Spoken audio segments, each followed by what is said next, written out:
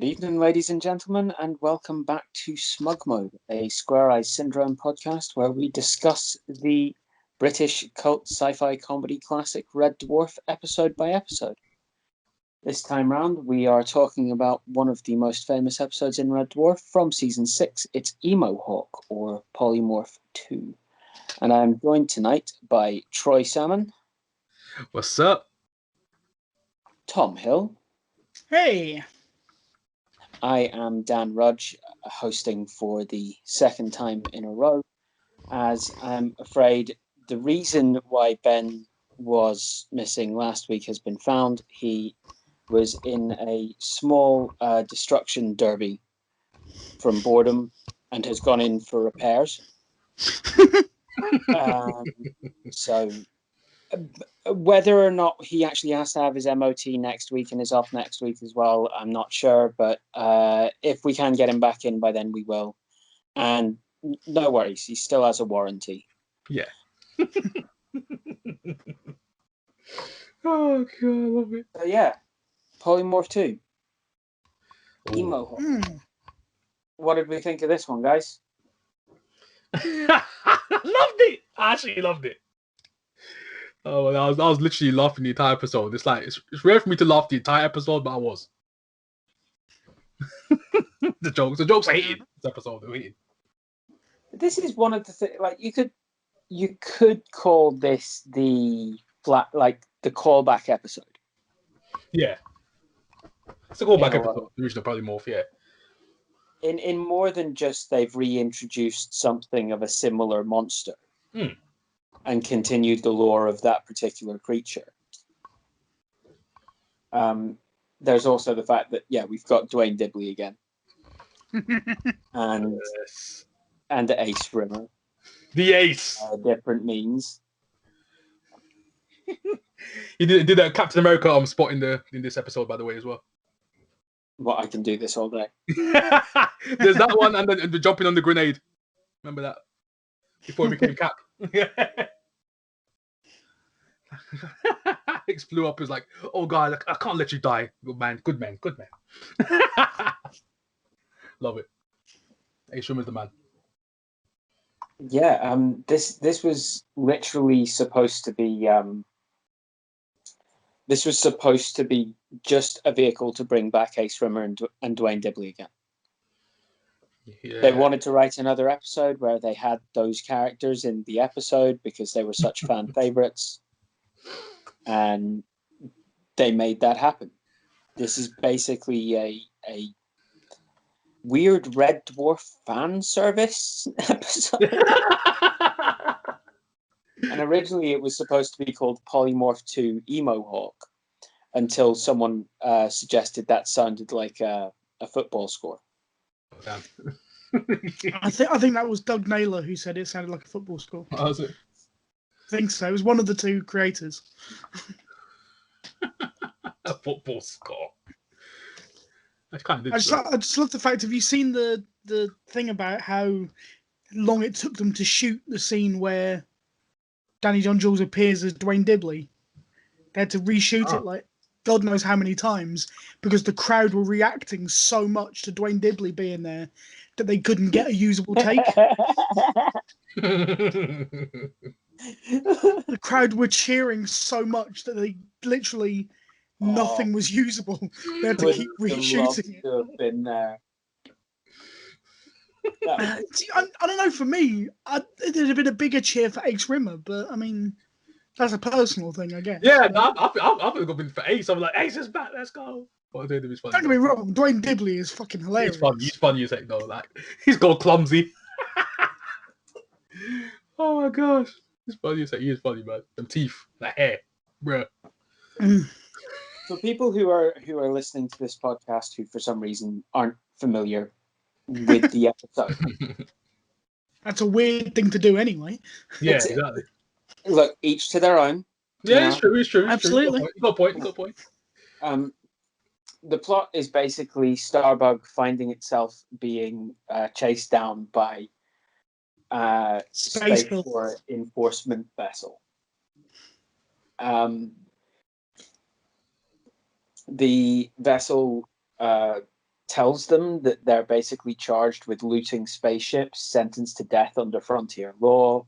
They escape and crash land on a Gelf moon.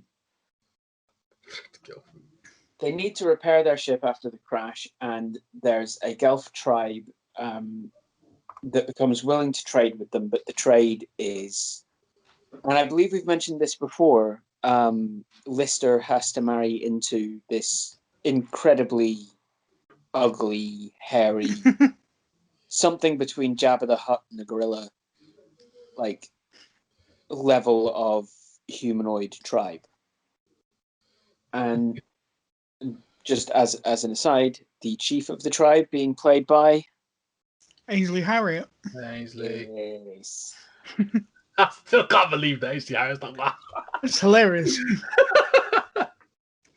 Jeez. So they renege on their deal. Well, Lister specifically reneges on the deal on the honeymoon. Well, not exactly. He didn't renege. He married her. He went through with it. Consummate the relationship. Yeah. And they feck off with the parts they need. Leg it. But they're also pursued by the chief's pet, gelded, neutered polymorph, which is called an emo hawk in that state. And is still able to change shape, is still able to feed on parts of a person's personality, and basically does this to members of the crew. This will get interesting. Yes, which leads to the cat turning into Dwayne Dibley, By losing his Rimmer turning into Rimmer, by losing his bitterness. and his snidiness. Yes. His downright pompous attitude, yeah. Although, in fairness, Ace Rimmer is a bit of a dick because he was planning He is. for all the right reasons, but he was still planning to kill the cat. Basically. Oh yeah, he was. He literally go stand right there. I'm sending you on ahead. Yeah, exactly. Oh my gosh, that was hilarious. Oh no, but Ace Rimmer, he's that guy. But before even all that, there was a part when they were getting chased by the girl ship. And then the favorite part, probably my favorite part. I don't know why. It just killed me at the time. I was literally fell off my bed. It was crazy. I was like, why am I laughing so much? There's a bit when Rim was literally doing the damage report, and he was like, they're hitting us from this way. I can't remember what he said. And then there was like got hit from behind on the ship, got attacked from behind. Rim was like, oh no, wrong panel. That's it. We've lost it. Yes. Sorry, I was looking at the wrong panel. That's the one. I was dying. It's so casual with it as well. You said it so casually as well. They were getting under fire. I was just dying. That funny part was funny, but that was good. That was a good starting to the episode. That kept me laughing throughout the whole episode. Then the rest just happened. Thing is, I've got a question for you. Yeah. Do you think this would be as good an episode if it wasn't for the returns of Dibley and Ace Rimmer? Ooh. It was getting along those lines. Or is there a little bit of a nostalgia pop that kind of carries it? I'd say it'd still be as good, but obviously that there's ice on the cake. Like, I think in one way this was written entirely for the audience at the time who wanted to see these characters again. Yeah. And I think because it was written entirely for the audience at the time in that way, the writers also took some time to fulfill some of their own little selfish wants in the writing with it. So it's not like it's bad writing as a story. It's just, I think they had a slightly... They were able to give themselves a bit of a more selfish spin to what they wanted to do with the writing in various different and subtle ways. One of those being getting back at Craig Charles. How so? Oh, what, by making him marry? Yes, by making him get off was it Stephen Williams was playing the girl? I don't know. All I know is I don't Ainsley have a clue. Harriott played the Yeah. chief girl. So I know. Sorry, Stephen Wickham. Stephen Wickham. Okay. Can't say I know him, but I like his work. Yeah. He's been in Red Dwarf a few times. He'd later be the BEGG chief in Tangy. Okay. Okay. Fair enough. Yeah.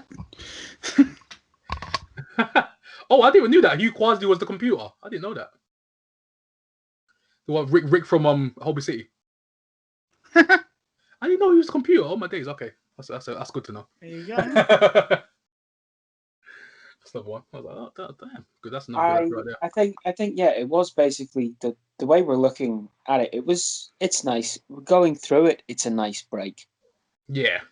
Trying to look at it critically, there's a lot less to this episode than to a lot of them. Yeah, that's kind of what I was asking.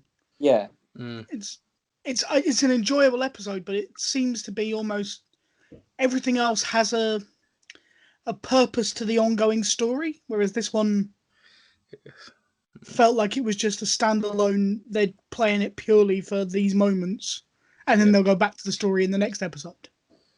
It's a bit of fluff. Bit of filler, yeah. Yeah. It's a very, very fluff. enjoyable bit of fluff. I don't mind it. I loved it.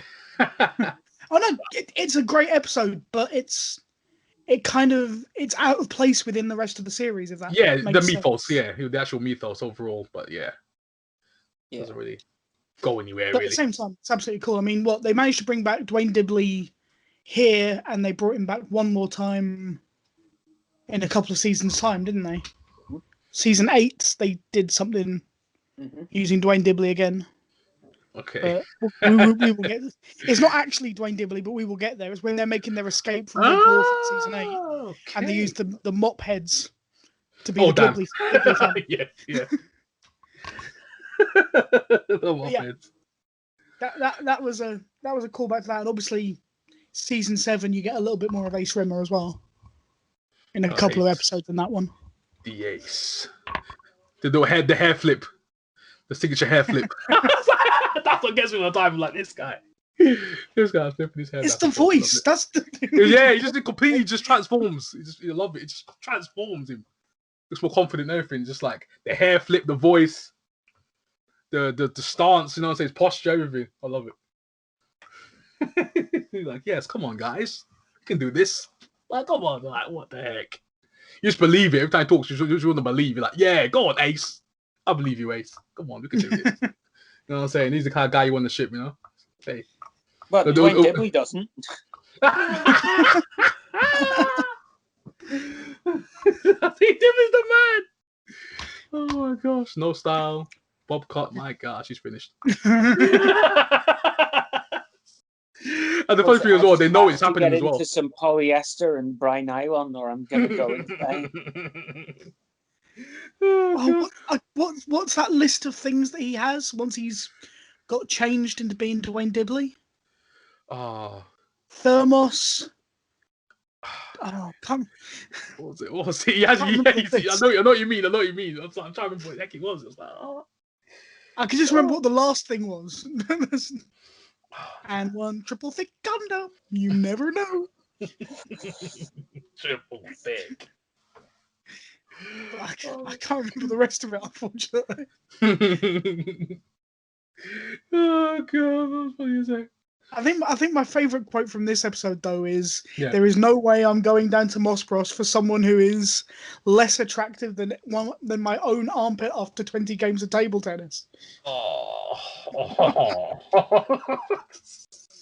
Such a beautiful image. That's disgusting. And apparently she's the looker. Yeah, she's the looker out of the clan. Oh my god, the winking as well. Oh jeez. Oh yeah, you know the handshake. Yeah. Between the chief and Crichton. Yeah. Where they grab each other's feet. Yeah, they're like Yeah, you know that was made up by Robert Llewellyn. Oh, is it? Yeah, he just said to Ainsley Harriott, "Let's do this," and it worked, and they left it. Left it in. He does. So it wasn't part of the script. It was just an idea from Robert Llewellyn, who thought it would be funny. I knew it. I knew that just on the fly. Just got left. Yeah. That's why when you know when they do certain scenes, you can tell their faces. You can tell the little smirks on their face when they're doing them. You can if you look closely, you can see it. They're smirking the whole time doing it. But that's one of the things about Red Dwarf is they're always bloody corpsing, and they were never able to keep straight faces the whole way through any episode ever. I wouldn't act with them, boy. I'd be cracking up the entire time. I'd be like, oh my, they'd be like, cut.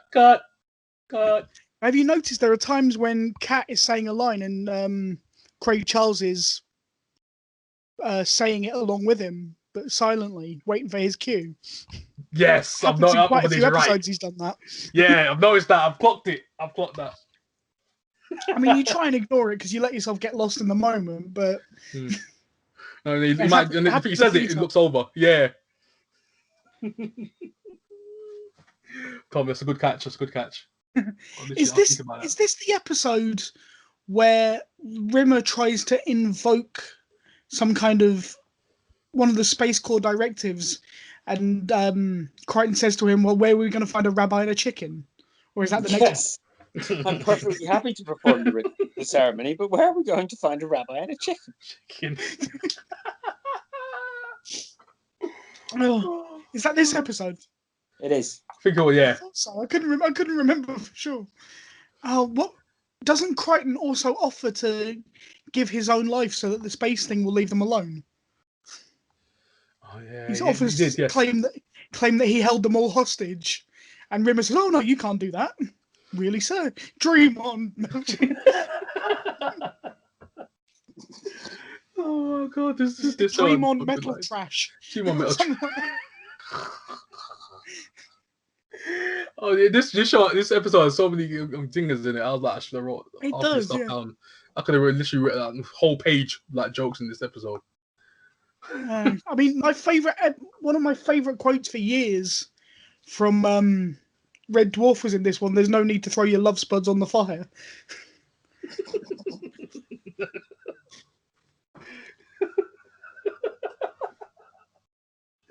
Oh my gosh, I forgot about that line right there. Tom's pointing back. And then there's an even better one in next week's one when they decide to go back to that ship. Yeah. It's the metaphorical equivalent of sticking your love spuds in a lion's mouth and whipping its testicles with a wet flannel. But anyway, yeah, that's next week. That's next week, yeah. That's a little teaser for you guys out there, you know. Yeah. So, like, in terms of this series, this isn't anything special. This is my least favourite, weirdly, but it has two of my favourite characters. Yeah. I would say. That's just a personal thing. And it's probably because of the whole point of it feels slightly out of place whilst being brilliant. Yeah, you're right. It's true. But it's an absolutely awesome episode. Yeah, it's a standalone episode. It's not really going anywhere, but it's starting to tide you over, to the next episode. I forgot to ask at the beginning of this series, and I want you guys' opinion on this. Okay. Do you think that they should have started with Gunmen of the Apocalypse rather than Sirens? The reason I ask this is obviously for logistical reasons of television, between the end of season 5 and the beginning of season 6, Starbug has become bigger, more well stocked. It was a transport vehicle, and now it's got 3 engine decks. It's got sleeping quarters. It's got all these things that are unexplained. Whereas in Gunmen of the Apocalypse, they get a massive upgrade by the simulants. So for me, it would have been good if they started with Gunmen of the Apocalypse, and then that would explain all the upgrades to Starbug. That'd make sense. You could kind of justify all of the upgrades in one go. I know that Sirens largely has to set up the fact that they've been chasing for 200 years and all that kind of stuff. I get that, but you could have, I think, put that into Gunmen of the Apocalypse, maybe? That's just a personal thing. I just wondered what you guys thought. I mean, we could have had a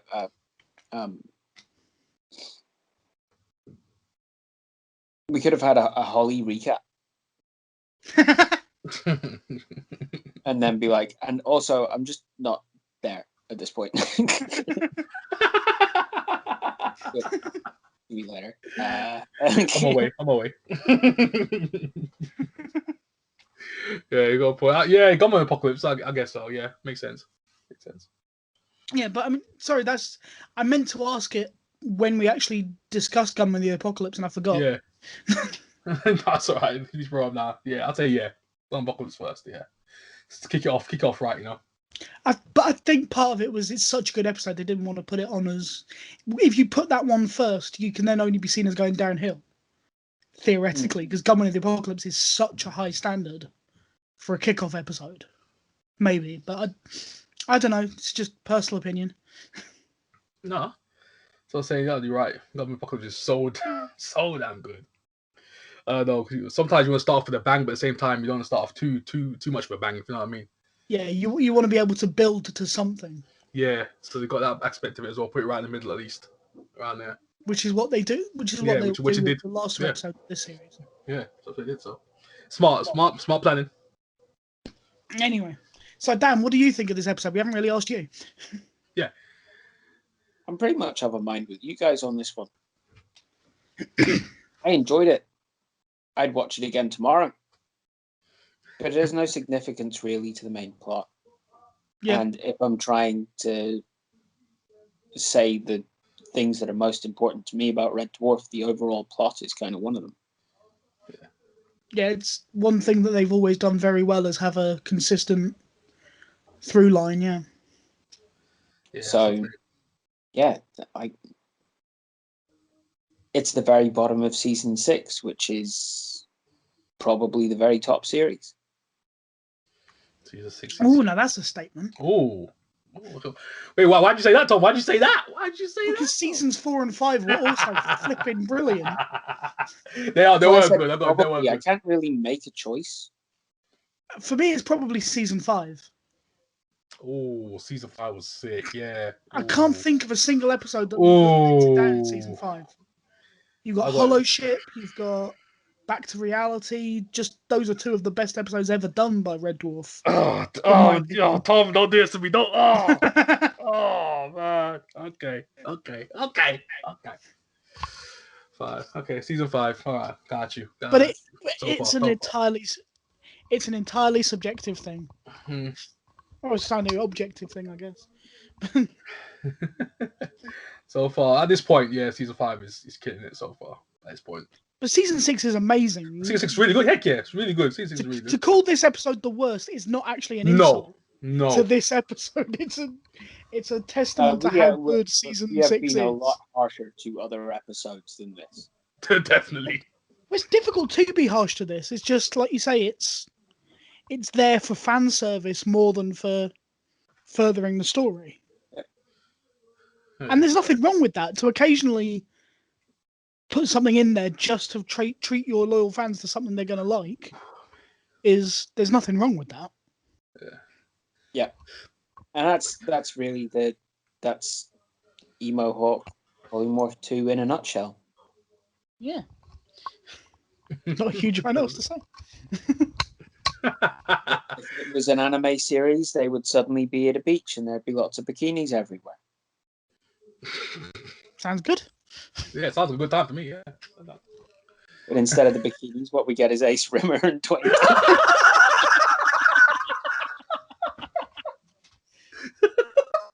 And on that bombshell, I think that's where we're going to leave it for this week.